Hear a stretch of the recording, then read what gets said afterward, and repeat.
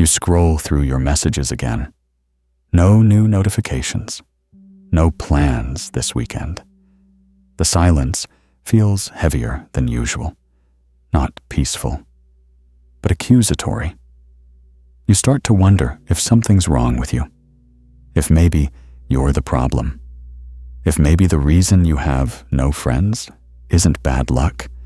It's proof that you're fundamentally unlovable. But let's pause right there. Because what you're feeling right now isn't evidence of failure. It's evidence of awareness. Carl Jung once wrote that loneliness does not come from having no people around you, but from being unable to communicate the things that seem important to oneself. That single sentence changes everything. What if your loneliness isn't because you're unwanted, but because your depth has outgrown your surroundings? You see, there's a kind of solitude that isn't a symptom of being unlikable. It's the natural consequence of being awake in a world that runs on autopilot. You look around and notice that most people bond over distractions, shared complaints, gossip, surface-level validation loops. And you can't bring yourself to play that game anymore. You can't unsee what you've seen. You can't go back to pretending shallow conversation fills the void. But that awareness comes with a price. The more authentic you become, the fewer people you can genuinely connect with. Not because you're broken, because most of the world is still asleep. If that already resonates, pause and comment. I'd rather be real than surrounded. Because what we're about to unpack will help you understand why your loneliness is not a defect. It's a stage of psychological evolution. Jung noticed a recurring pattern in people who felt deeply alone. They didn't lack social skills. They lacked resonance. Their conversations felt like shouting through glass. The words reached others, but the meaning didn't. He called this the problem of the superior function. When a part of you develops faster or deeper than the collective around you, you become psychologically isolated. It's not arrogance, it's physics. When you start operating on a deeper wavelength, ordinary signals don't reach you anymore. Think about it. You start asking real questions about purpose, meaning, authenticity, and people either change the subject or label you too intense. You share your pain honestly, and they rush to fix you instead of listening. You show your truth, and they flinch because it mirrors something they're avoiding.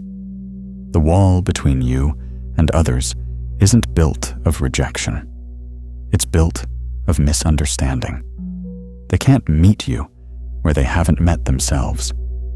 But here's the paradox Jung warned about. When the world doesn't mirror you back, your mind turns inward and starts attacking itself. You begin mistaking lack of resonance for lack of worth. You internalize absence as evidence of inadequacy. But that's the trap. You're not unworthy. You're unmirrored. And unmirrored people start believing they're invisible. The truth is, your lack of friends isn't proof that you're failing socially. It's proof that your soul refuses to settle for simulation.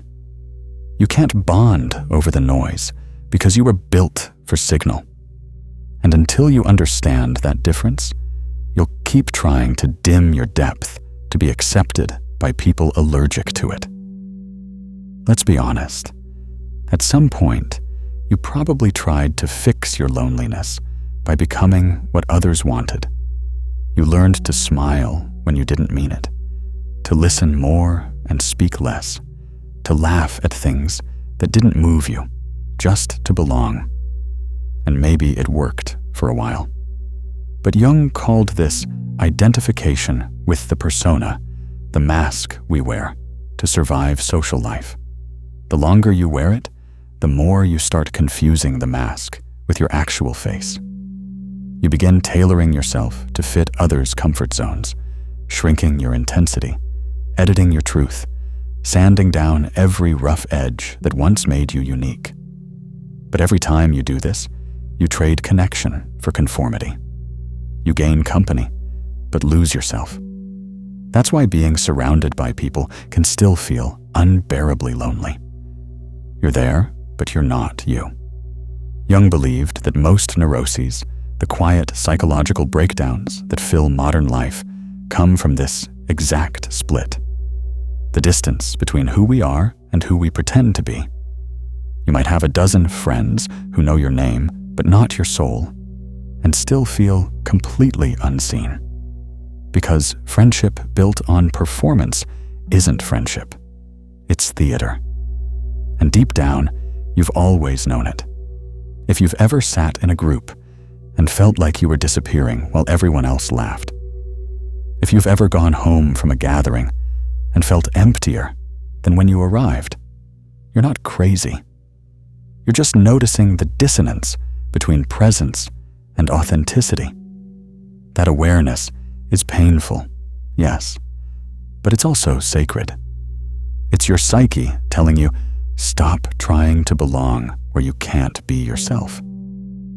Modern psychology calls loneliness a social deficit. Jung saw it as a developmental necessity. He believed solitude was not a punishment, it was an initiation. When you withdraw from social noise, your unconscious begins to speak. The thoughts you've buried start surfacing. Old wounds rise for integration. And that process can feel like falling apart because part of you is. Most people never experience real solitude. They fill every silence with stimulus, scrolling, talking, watching, consuming. Because silence confronts them with themselves. But you're in that silence now. And here's the terrifying part. If you're not aware of what's happening, you might think you're losing your mind. You're not. You're meeting it. Jung described individuation, the process of becoming whole as a withdrawal of projection. When you have no friends to distract you, your psyche reclaims what it once scattered into others. You stop living through external validation and begin seeing your own reflection directly. It's disorienting at first, because for years, you've only known yourself through other people's reactions. Now, the mirror is gone, and you have to face your own eyes. That's the crisis and the gift of isolation. It strips away illusions so brutally that only truth remains. And truth, when first seen, feels like loss. If this is where you are right now, caught between old identities and an unknown future, don't run. You're not collapsing. You're consolidating. You can only become capable of deep connection after enduring deep isolation. Because until you meet yourself fully, every friendship you form is just a way to avoid yourself. You can't connect authentically while still performing for belonging. You can't experience real intimacy until you've faced your own solitude without fleeing.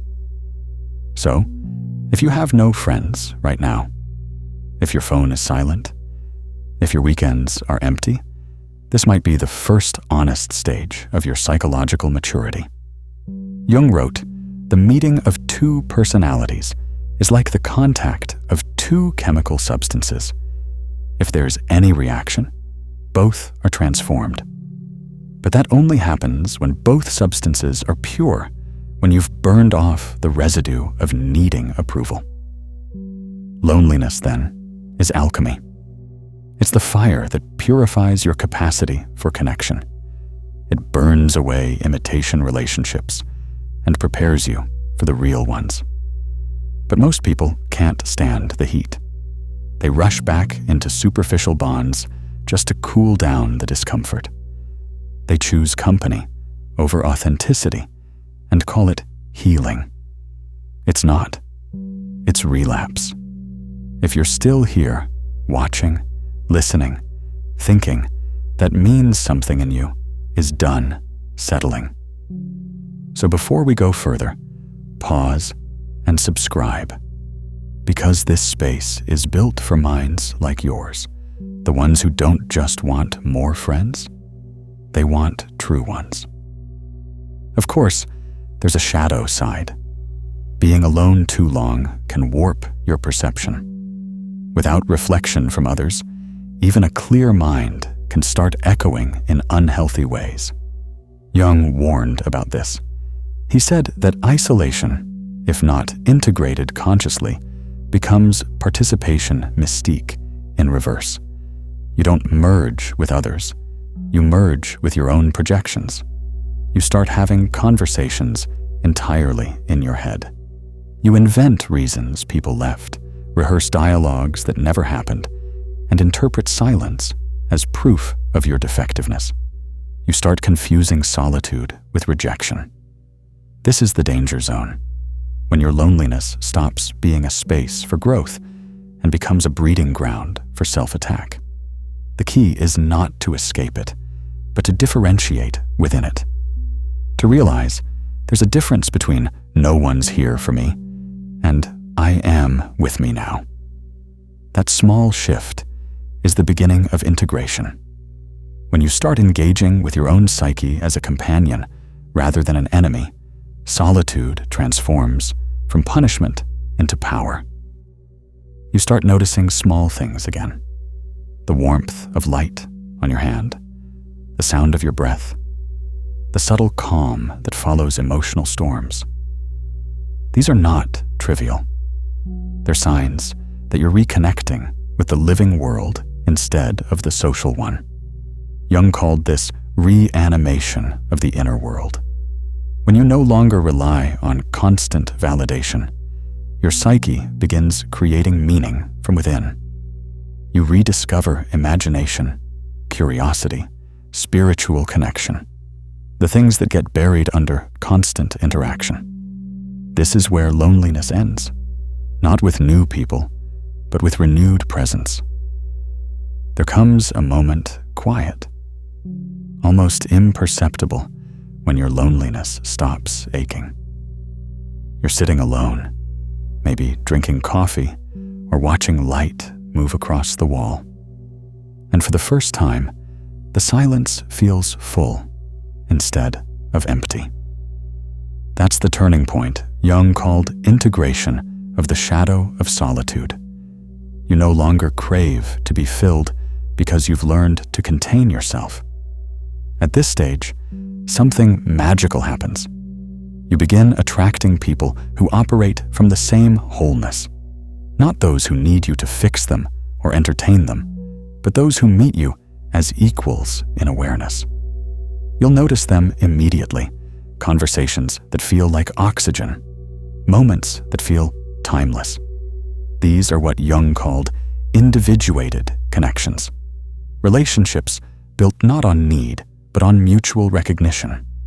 But here's the catch. They only appear once you've stopped searching desperately for them, because desperation repels resonance. Wholeness attracts it. This is the psychological secret no one tells you. The fastest way to find your people is to stop abandoning yourself trying to earn them. If you've ever felt that shift when your loneliness turned from agony into calm, comment below. I'm learning to belong to myself. When Jung talked about individuation, he didn't mean isolation forever. He meant returning to the world as a whole person. Friendship after individuation looks different. It's quieter, deeper, slower. It's less about constant contact and more about shared presence. You can go weeks without speaking and still feel connected. You stop measuring friendship by frequency and start measuring it by truth. These relationships feel like home because they were built from solitude, not fear. You don't chase them, they gravitate naturally because your energy has changed. You've become psychologically non-hungry, and non-hungry people radiate peace. That's what draws others now. Not your performance, your peace. In Jungian terms, you've integrated the opposites, connection and solitude. You can be with people without losing yourself, and alone without feeling abandoned. That's maturity. That's freedom. And when you reach this stage, you realize something profound. You never actually had no friends. You were simply being prepared to become the kind of friend you were always searching for. Let's end where we began, with that image of you staring at the silent phone, wondering what's wrong with you. Now you know. Nothing's wrong. You're just in the in-between, the space where your old connections no longer fit, and the new ones haven't yet appeared. Jung would tell you, in all chaos, there is a cosmos. In all disorder, a secret order. Your solitude is part of that secret order. It's the cocoon between identities, so don't rush to fill it. Let it do its work. Because one day, you'll look back on this season, not as the time you had no friends, but as the time you stopped betraying yourself for companionship. And when someone new finally enters your life, you'll recognize them instantly, not because they complete you, but because they meet you whole. To have no friends in a world obsessed with visibility is an act of rebellion. It means you're learning to live without applause, to exist without witness, to find validation from something quieter than approval, your own integrity. So, if you're walking through life mostly alone right now, understand you're not behind. You're becoming. The friendships that await you are of a different frequency, and they require a different version of you, one that can stand in silence without collapsing. Jung said, "The privilege of a lifetime is to become who you truly are." Maybe this is that privilege in disguise. If this video found you at the right moment, share it with someone who might need to hear it too. And if you're still here, still listening, still feeling this, you're part of a rare kind of soul. Subscribe, because this channel is your mirror. You don't need to be fixed. You just need to be understood. And now, you are.